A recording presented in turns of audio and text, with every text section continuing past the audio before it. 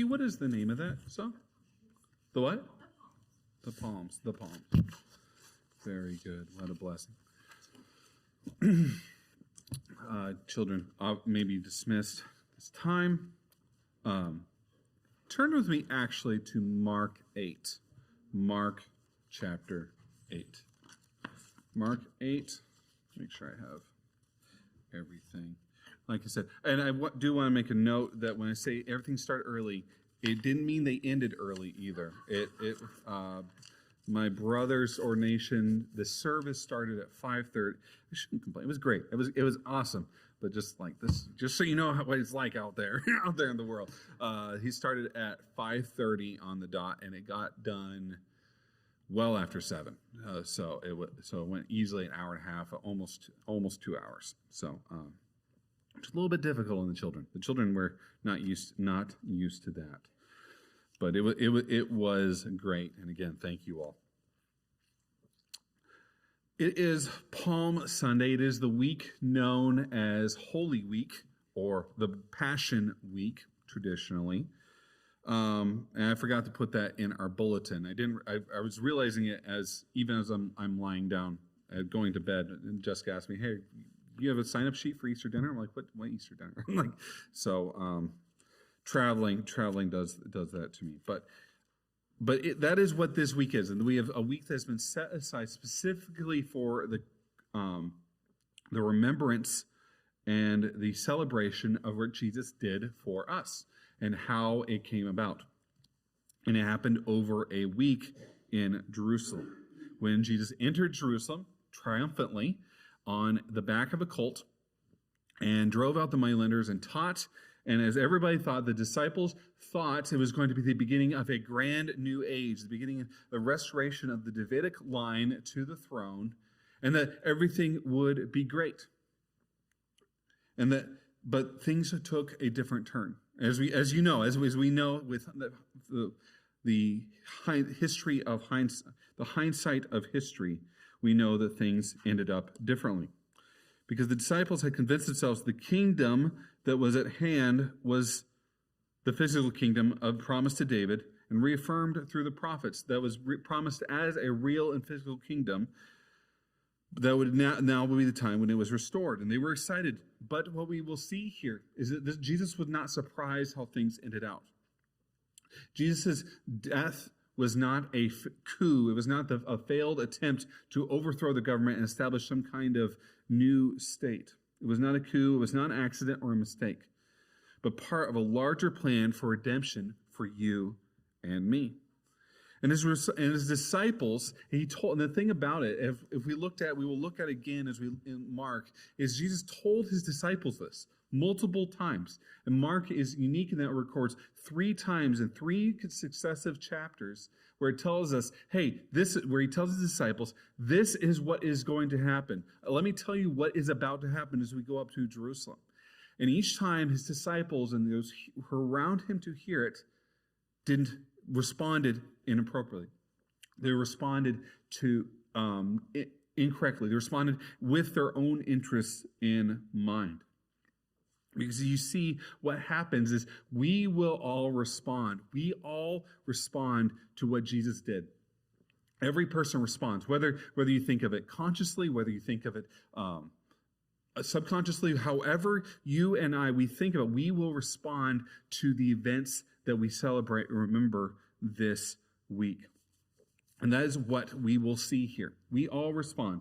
And because we all will respond, I encourage you to respond rightly and honor Jesus as our Savior. Honor Jesus as Lord. I want us to look first at the pattern. We will look at 3 separate texts in successive chapters here in Mark. Let's start in Mark 8. Mark 8, let's look at verse 27 just for the context of what is happening. Because what we're going to look at is, first of all, what he says. How Jesus is going to tell his disciples. If you wanted the top line summary of what the events that we celebrate now, 2,000 some years after, almost 2,000 years after Jesus' death, what we are remembering, Jesus is going to almost summarize it beforehand, what is about to happen. But let's start in verse 27 just for context. And Jesus went out along with his disciples to the villages of Caesarea Philippi, and on his way he questioned his disciples, saying to them, "Who do people say that I am?" They told him, saying, "John the Baptist, and others say Elijah, but others one of the prophets." And he continued questioning them, "But who do you say that I am?" And Peter answered and said to him, "You are the Christ." And he warned them to tell no one about him. And he began to teach them about the Son of Man must suffer many things and be rejected by the elders and the chief priests and the scribes and be killed, and after 3 days rise again. And that's the point. Verse 31 that I want us to consider. Look, he's telling beforehand what is about to happen, what is about to transpire, and the events there they're events that are coming. And the disciples will respond, and then Jesus will respond to their response. But we just want to first consider what he says. Let's look at verse 31 again. And he began to teach them, "And the Son of Man must suffer many things and be rejected by the elders and the chief priests and the scribes and be killed, and after 3 days rise again." This is the first statement, the first time when he's going to lay out this is what is going to happen. Let's now look at Mark chapter 9. So one chapter over, about Mark chapter 9, about verse 30.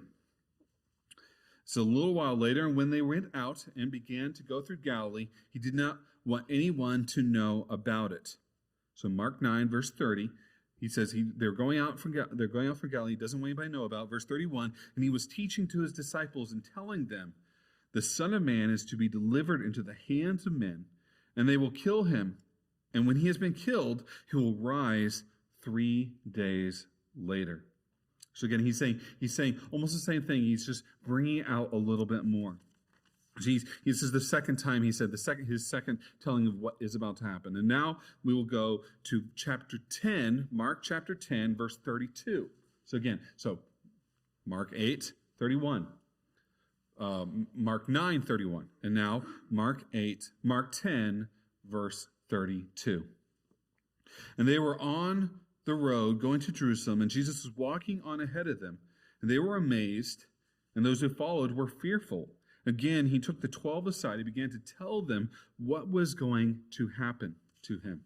And this is what he said, saying, "Behold, we are going up to Jerusalem, and the Son of Man will be delivered to the chief priests and to the scribes, and they will condemn him to death and will hand him over to the Gentiles.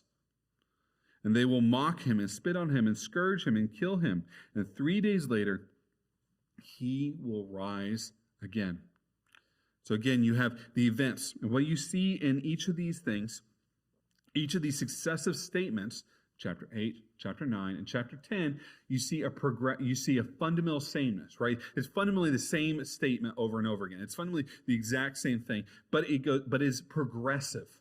Right, it's progressively more and more information. He's revealing things to his disciples and saying, "This is what is going to happen. This is how it is going to happen. This is what you will see. So I do not want you to be surprised or scared or embarrassed or frustrated." But the disciples will respond to this statement in various ways. They will respond with unbelief. They will respond with confusion. And they will respond ultimately with trying to get their own advantage instead of trying to seek him and humbling themselves. So this is what Jesus is doing. He's laying out what is going to happen. And I've chosen these texts entitled "How Will You Respond?" because this is almost like a summary. This is almost a snapshot of the events, because this is Palm Sunday. This is the beginning. If you just read Palm Sunday, it would look like things are going to be great. Things are going to work out exactly as you would have hoped. But we know that is not what happens. And Jesus knew that, and he laid it out. And he says, each of you respond to this fact. Everybody responds to this truth. And let's consider the responses to him. Let's consider how the disciples respond. Go back to Mark chapter 8. Go back to Mark chapter 8. This confession of Jesus saying this is about what happened in verse 31 follows immediately in Mark, also in Matthew, immediately follows the confession of what Peter says, "You are the Christ. You are the Messiah. You are the chosen one of God." And he tells them, he began to teach them that the Son of Man must suffer many things and be rejected by the elders and the chief priests and scribes and be killed, and after 3 days rise again. And he stated the matter plainly. And we will see now, how do the disciples respond? How do they respond to a truth like that? If you would consider, I want you to consider, how would you respond to truth? This man you're following, you believe him, in fact, to be sent by God. How do you respond to that? How do you listen and hear that and think, that's interesting? And what we see here is that Peter will respond that I've chosen to categorize ultimately, and we will see in Jesus' response to him, as unbelief. How does Peter respond? Peter responds just by saying, you are the Christ. Peter says, nah, it can't be. He says, I do not believe that is what will happen. We see this, look at verse 32. Mark 8, verse 32 says, and he was stating the matter plainly, and Peter took him aside and began to rebuke him. But he turned around, seeing his disciples, he rebuked Peter and said, get behind me, Satan, for you are not setting your mind on God's interests, but man's. So what is Peter? Peter hears what Jesus is saying. Peter said, here's the Jesus saying, I will be killed, but then rise again. And Peter goes, no, that's not happened. That can't be. He responds ultimately with unbelief. He responds not believing. Now, you think that we normally think of unbelief, right? If you think of unbelief, you think of let me see if I can say this right. We think of it as bad, and it is bad, but we think of it as poorly motivated, right? We often think of unbelief as something that comes from a bad place. But I want you to consider, if we turn actually to Matthew 16, if we consider where Peter is coming from, how Peter tries to respond, he's thinking, I'm being reasonable. I'm trying to honor you. Because we consider Matthew 16 actually goes into a little more detail what exactly his rebuke was. Matthew records how Peter is rebuking Jesus, but he's doing it, he thinks, in his mind, the way he's phrasing it, he's thinking, no, that won't ever happen. That cannot happen. Matthew 16, verse 21 says, from that time Jesus began to show his disciples, Matthew 16, verse 21, show his disciples that he must go to Jerusalem and suffer many things from the elders and chief priests and scribes and be killed, and be raised up on the third day. And Peter took him aside and began to rebuke him, saying, God forbid it, Lord, this shall never happen to you. What he's saying? He's saying, no, this won't happen. This is not God's plan. He just got done saying, you are the Christ, you're the one sent by God. And Jesus says, okay, but it's going to go a different way than you anticipate. And how does Peter respond? Peter says, no, I don't like that. God forbid, don't let that won't happen. It won't go that way, because that way would be failure. Because how does he respond? He is responding incorrectly. He is responding in a way that is not what God said, and thus he is not believing. There are many things about this week that reveal that point that confront us with our needs. And there are things that we do not like if we read it and understand it, and understand what Jesus went through and why he went through it. And it will confront many people. And many people's response is I don't like that. I don't like that he says he died for me. I don't like what that means about my sin. Because my sin isn't that bad. My sin wouldn't require the death of anybody. I'm just normal, right? My sin is not worthy of that kind of punishment. There's others who might think, no, it needs to be this way, just who look out and see how God's plan, how God works, and they say, no, that's not the way you should work. You should send angels. You should send somebody else to minister. Don't send me. I don't want to be your ambassador. I want somebody else to be your ambassador. I want other things to be your ambassador. We want something other than what God's plan is. And all these stem ultimately from a sense of unbelief. Unbelief in what God has said. Unbelief in what God has declared to be. Because ultimately we would rather have our own way. Even if we follow Christ, we will often chafe, and we are often rebel and fight against what God has planned, against God's standards and God's demands, against God's patterns. And we do that. We're in the same mind as Peter. We think we're doing good. We think we have we think we have the strange fire that is a better offering to God. But in the end, how does Jesus refer to Peter? He turns around and he rebukes Peter, saying, "Get behind me, Satan." Why? Because for you have not set your mind on God's interests, but man's. You have not set your mind on God's interests, but man's. You put man's interests, you put your own interests ahead. And that's what the Gospel Week points us out. It confronts us with. It is not a happy-go-lucky story. It ends happy. It ends rejoicing. It gives us hope. And we will look at that next week. It's kind of weird doing, as Pastor Meredith did talk about, Palm Sunday service and then Easter Sundays, because you kind of can't get to the good part yet. Like the good part comes next. The good part comes next week. But what is he? But he's making the point is that you have put man's interest ahead of God's. How does Peter respond to what Jesus said? He said, "No, that shall not happen." And Jesus says, "No, you put man's interest ahead." We often want to put our interests. We often want to put our plan and our pattern ahead of what God does. And ultimately, he said reject that. And instead of putting our patterns, our plans, our motives, trying to put our ideas onto the Passion Week on what Jesus did, who he died for, who killed him, all these things, we need to humble ourselves and put God's interests ahead of man's. And we see this actually in his answer here. He says, "What have you? Get thee behind me, Satan." Why? Because you put man's interests ahead of God's. What should we do? What should Peter do? What does he say? Verses 34 through 38 tells us. He summoned the crowd with his disciples, saying to them, "If anyone wishes to come after me, he must deny himself, take up his cross, and follow me.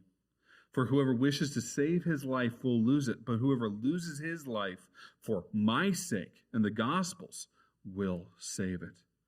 For what does it profit a man to gain the whole world and forfeit his soul? For what will a man give in exchange for his soul? For whoever is ashamed of me and my words in this adulterous and sinful generation, the Son of Man will also be ashamed of him when he comes in glory of his Father and the holy angels." And there's a whole sermon there. I think when we went through Mark, preached a whole sermon on this verse. But I want us to see fundamentally, what does Jesus tell him, Peter, and the crowd? What does he say? He says, what must you do? You need to humble yourself. You need to check yourself. You need to submit to what God says.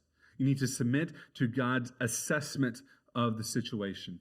You need to submit ultimately to Christ. You must submit to Jesus. You need to take up your cross. Well, the cross, we wear as necklaces. We put it up on church things.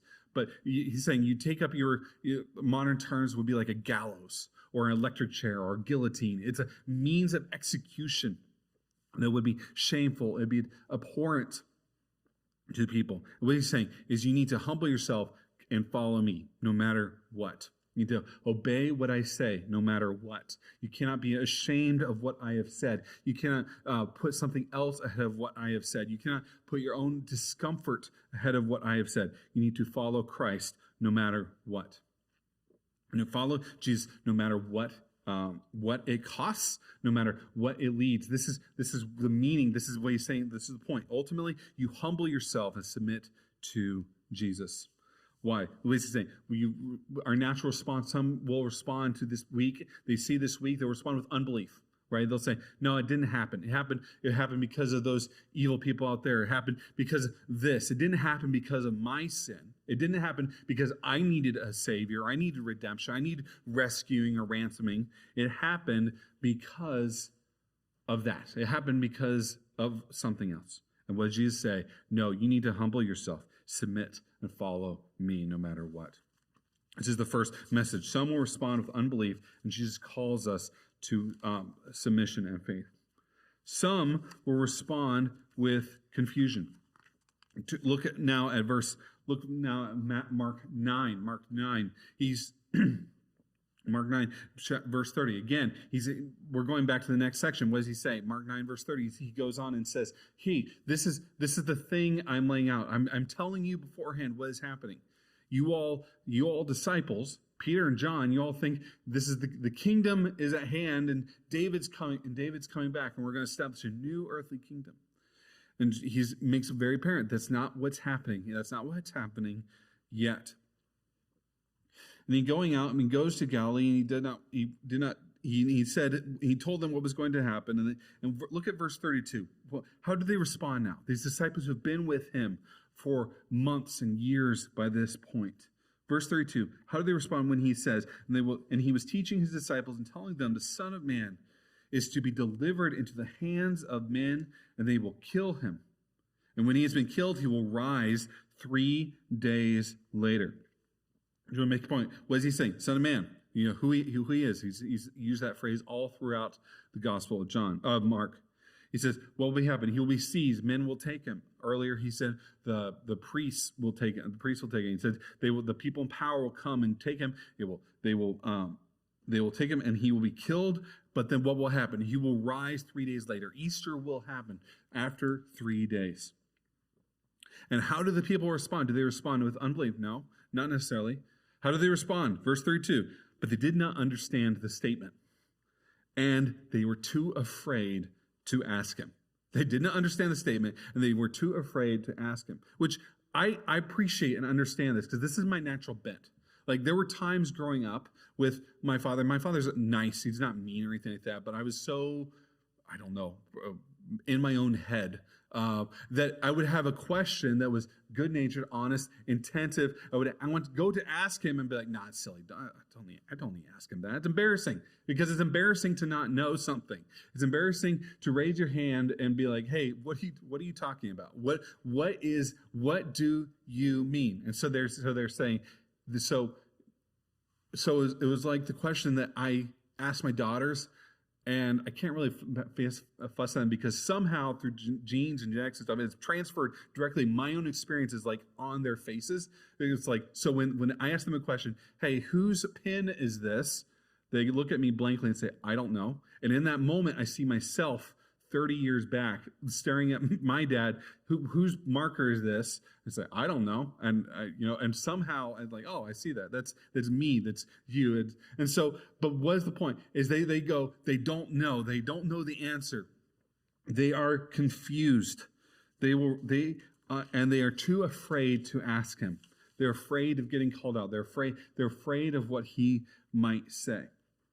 And part of the reason they are too afraid to ask him is because they are distracted. Part of the reason they're too afraid to ask him is they are distracted. Why? Because he teaches them. He's saying, hey, this is what's going to happen. Delivered in the hands of man, they will kill him, and when he has been killed, he will rise 3 days later. But they did not understand the statement. And when they were afraid, to ask him. That's a good way. What is a good way? In your mind, was a good way to get an answer to a question you have. I just said it. You could ask a question. And he makes a point, is they have been traveling. They have opportunity to ask. Because verse 33 says, and they came to Capernaum, and when they were in the house, he began to question them, saying, what were you discussing on the way? What were you discussing? If you don't know the answer, you might be discussing, hey, what did he mean by that? What did he mean by rise again? What do you mean by he would be killed? What was his point with that? No, what were they kept, he says, verse 34, but they kept silent. Why? For on the way they discussed with one another which one of them was the greatest, right? This is an example of the apostles at their continued most human, the most example. What were they doing? Jesus gave this thing. They say, hey, we don't understand what you mean, but they don't want to ask him. And Jesus says, hey, so what are you guys talking about in the back of the class? What are you talking about as we are walking and traveling? Well, they're trying to discuss and figure out the hierarchy and rule in this kingdom that's happening. Who's going to be the greatest? Who's going to manage whom? Like, this is what they're trying to figure out. And why? Because they are distracted. They're distracted by other things. They're distracted by their circumstances. They're distracted by their natural desire to rule and to reign and to rule over other people. And this is what they're doing. They are distracted. They're confused, and they won't figure out the answer. And they were confused because they want to see. They seek other things. They're discussing they're discussing who's going to be the greatest. In other words, they're focused instead on their own internal feuds and grievances. We will look at this. People will look at this week, as I've heard others said. I've heard others who will use this week and try to bring some political message that is imposed on the text. You may hear, if you turn on the radio or turn on the TV, somebody who seeks to speak in God's name, and they will have a message about political tyranny. They will have a message about an uprising or ruling or any other way. People will impose their own meaning. They will take their own desire, their own lusts, and seek to impose them on the text. Why? Because they do not understand it. And when they do not understand. They understand instead what they focus on. They understand what they want, what they desire, what is important to them, and what is important to so many people is who will rule, who will be in charge. And that's it. But how does Jesus confront them? How does Jesus say? He's laid out what is going to happen. And the disciples respond with confusion, with distraction, with focusing on internal squabbles and understanding. And how does Jesus respond? When Jesus said to Peter, and what did he say? He said, humble yourself and follow me. He said, humble yourself, humble your hearts, and pursue my interests. And what he will say here is, humble yourself in your perspective. He said, for they kept silent, for on the way they discussed which one of them was the greatest. Mark 9:35. So how does Jesus respond? Why? They're distracted by Jesus. They're distracted from what Jesus said by trying to figure out who's one of the greatest. So in Mark 9:35, he's sitting down. He calls the 12 and said to them, if anyone wants to be first, he shall be last of all and servant of all. And taking a child, he set him before them, and taking him in his arms, he said to them, whoever receives one child like this in my name receives me. And whoever receives me does not receive me, but him who sent me. And this is his message to them. What is his message? His message, you need to change your perspective. You need to humble yourself in how you view things. Because the kingdom's view, how God works, is that the greatest will be last and the last first. And what does he say? You must be like this child. He says, you must honor this child, but the parallel passage in Matthew, he goes even further and makes the point that you must be like this child. You must be childlike in your approach. Because what is a child like? Childlike, who means in many ways is absolute obedience and trust. One of the things as you grow up, you become a little bit more cynical, right? You remember that when you were a child, right? When your parents, assuming they were well-meaning and they were, God-honoring in some way, and they sought to raise you right, you would hear your mom or dad say something, you would go, okay, I will do that. I believe that. And then later on, you would grow up and realize that people are, you'd have that realization that every adult's just making up as they go. Like adults don't actually know what they are doing in many ways. So, and you get cynical, right? You start doubting and you start wondering, yeah, right, what's the motivation? Why are you saying that? But a child doesn't respond to that. A child doesn't ask, well, why are you saying that? What's in it for you? What is your secret motivation for this? A child goes, yes, Daddy. I will do that. Come here. Okay, I will do that. I'll follow you. I will obey you. I will listen to what you say. I will humble myself. The child ideally doesn't think of himself as too good to do a job, too good to follow after Christ. This is what he says. The disciples distracted. Who's going to be the leader? Who's going to be the top dog? Who's going to be the VP in the kingdom? And Jesus says, nah, you've got to become like this child. You have to humble yourself. Put others before me. Put me first. Humble yourself. And this is how he confronts them. Those who are humble are the ones heaven exalts. This is how he responds to them. How they respond with confusion. Why? Because they're distracted. How does he respond? Humble yourself in your perspective. And finally, he tells them, some will respond and try to seek advantage. I've already kind of detailed this because chapter 10, it's a parallel in many ways. 2:9. It's a different event, obviously, but it's a parallel type of occasion. So Mark 10:32, again, he says, while they were going up to Jerusalem and Jesus was walking on ahead of them, they were amazed, and those who followed were fearful. Again, he took the 12 aside and began to tell them what was going to happen to him, saying, behold, we are going up to Jerusalem, and the Son of Man will be delivered to the chief priests and the scribes, and they will condemn him to death. Will hand him over to the Gentiles. They will mock him and spit on him and scourge him and kill him. And 3 days later, he will rise again. So you think it's laid out. Now's the time. All right, we're going to understand. But again, the disciples do not understand. They do not understand what he has. But they just hear kingdom. They hear kingdom, rule, reign. All right, let's go ahead. So what happens? Some of the disciples seek to gain advantage. I actually mentioned this morning Sunday school, providentially enough. And James and John, the two sons of Zebedee, came to Jesus saying, Teacher, we want you to do for us whatever we ask of you, which is always a bad sign. If you're a parent, pro tip, if your kids ever say, hey, do whatever if I'm going to ask you something, you can't say no. It's generally the answer to that question is no until you tell me what it is. But it makes a point here in Matthew that it wasn't just James and John, it was their mother actually coming, which makes things a little bit more awkward. But what do they want? They want Jesus to honor them. Grant to us, do whatever we ask of you. And he said to them, what do you want me to do? And they said to him, grant that we may sit one on your right and one on your left in your glory. What are they doing? They're seeking advantage. They're going to say, okay, who's the greatest? Well, we'll forget that lesson about the child and stuff. We're just going to go straight to Jesus. He'll give us the spots. Be the right hand. I'll be the left hand. We will be all set. How does Jesus respond? Jesus responds by saying, you do not know what you're asking. Are you able to drink the cup that I drink, or be baptized with the baptism which I am baptized? And they said, we are able. And Jesus said to them, the cup that I drink, you shall drink, and you shall be baptized with the baptism which I am baptized. But to sit on my right and on my left is not mine to give, but is for those for whom it has been prepared. And hearing this, the 10 became indignant with James and John. Calling them to himself, Jesus said to them, you know that those who are recognized as rulers of the Gentiles lord it over them, and that their great men exercise authority over them.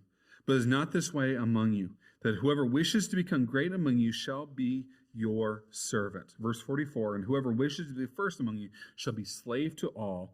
For even the Son of Man did not come to be served, but to serve and to give his life a ransom for many. What is the point of this? He's saying they're seeking an advantage. They're seeking this time, this events, seeking to twist it to their own ends. And what does he say? What is his ultimate answer to that thinking? Is humble yourself in your status. You must humble yourself in your status. You must recognize who Jesus is and humble yourself before him. You must bend the knee to what he is. But ultimately, what is the answer? What is the answer? This is how he responds. This is how the disciples respond before the passion. How do they respond? They respond with unbelief, with confrontation. They respond with confusion and distraction. They respond with seeking to use it, to twist it to their own advantage. But all those things will evaporate the night Jesus is arrested, and they will flee and they will scatter to the hills. And I think what Jesus has told us so far is good application of itself. What does he say? Humble yourself. Take up your cross and follow me. Follow me even to the point of death. Nothing becomes between me and you following me. Humble yourself and change your perspective, change your view, that you will listen to what Jesus says no matter what it is and obey it and follow it and trust it completely. He says, ultimately, again, humble yourself in your status. Humble yourself in your perspective. As we shouldn't seek this time, these events. We shouldn't seek to twist the words, to apply it, to put down others, to seek after our own interests. We should do it to seek to follow after Christ. So the question then, quickly, how should we respond? And I could think of no other response. And again, like I mentioned, it's difficult Easter Sunday to preach Easter Sunday because the good part comes next week. The good part is next Sunday. We should do like a 7 o'clock service. No, we're not going to do that. Do a sunrise. My wife would not go for that. I'll be the only one here. So, all that is to say, how should we respond? And again, we will see the resurrection, how it changes people. But how should we respond? Well, first, humble yourself, right? Humble yourself. Put Jesus first. Put what he says first. Humble yourself in your perspective. Don't view him and Christianity and his following him as a chance for status, but for a chance to follow. Listen to what he says. Obey it. Listen to what he says. Submit. Look for opportunities to serve. How should we respond? Well, think of no other response fundamentally to the one of Thomas in John 20. In John chapter 20, after Jesus appears to Thomas, Thomas has been doubting. He doesn't understand the resurrection. He doesn't want to be tricked or fooled again. And he says, unless I put my fingers in the holes in his hands and my hand in his side, I will not believe. So Jesus appears to John. In verse 27 of John chapter 20, 27, he says, and then that is Jesus, said to Thomas, reach here with your finger and see my hands. And reach here your hand and put it into my side. And do not be unbelieving, but believing. And how does Thomas respond? Thomas answers and said to him, my Lord and my God. And Jesus said to him, because you have seen me, have you believed? Blessed are they who do not see and yet believe. This is how should we respond. We should respond by, when we read about what Jesus did for us this week and any time, we should respond with my Lord and my God. I will follow you. I will trust you. How can we quickly apply? I just want to encourage you today. Really two things. You could ask yourself, how do I respond to what Jesus did for me? How do I respond? Do I respond with unbelief? Do I go, no, it didn't happen. It didn't happen that way. We will all respond in some way, either unbelief and confusion because we don't study, we don't follow, we don't take time to ask questions, to observe, or maybe we respond in seeking advantage. Okay, how can I use this to my own benefit? How can I use what it says to make my points, to put down my enemies, to see my faction or tribe succeed? But I want to encourage you today, ask yourself how will you respond to what Jesus did for you? And I will encourage you to humble yourself and follow and obey him. And to do that, I want to encourage you, actually I printed them out as a point of specific application. If you are not on a current reading plan, and I know many of you are reading through the Bible this year, but maybe you've fallen off in something. But I've actually printed out, and I actually posted to the church Facebook page, a sample reading that I found that seems to be from a reputable source of the events of the Passion Week. I want to encourage you this week to consider reading through that. It's as short, as long as you want. There's a couple printed copies out in the lobby. It's also on church Facebook. But I want to encourage you this week to read through the Passion Week. Read what Jesus went through on your behalf. And I want to ask yourself, how am I responding to what he is? Am I chafing? Or am I humbling myself? Am I submitting to him? Am I confused? Or am I asking questions, seeking to understand further? And all these things, we should seek to obey him and follow him and understand him to be our Lord and our God. Let us pray. Our God, thank you for your word. I thank you for this time. I pray that it has not been a waste. I pray that it has not been a distraction, but that it has been encouragement to our hearts. Confrontation that we will respond in unbelief often, that we will seek to twist things for our own advantage. I pray that none of us would do that we would seek you, humbly, and that we would bend our knee. Help us today. In Jesus' name, amen.